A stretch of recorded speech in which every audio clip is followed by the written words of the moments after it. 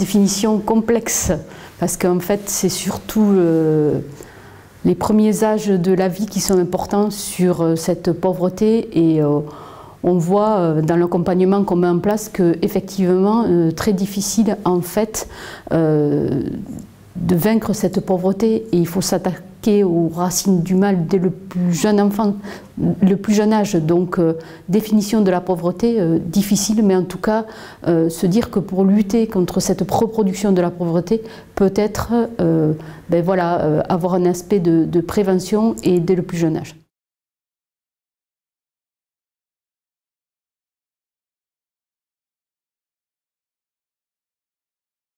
La volonté de notre président, c'est que les politiques sociales ne soient pas l'affaire uniquement en fait, du secteur social, mais de la globalité.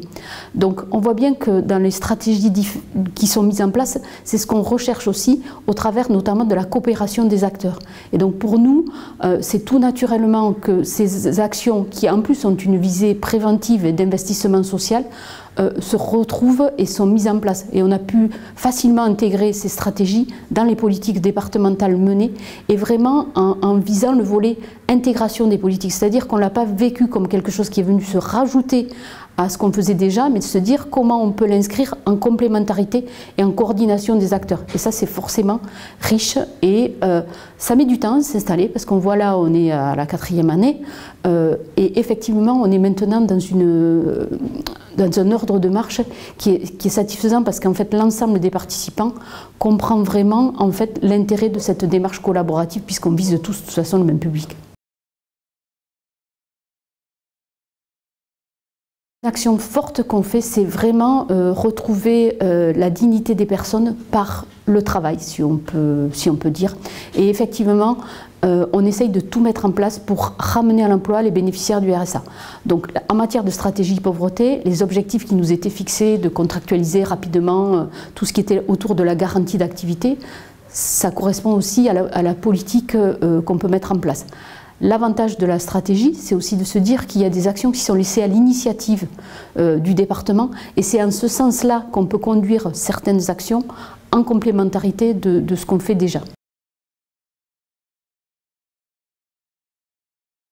La première, moi je dirais, c'est la temporalité.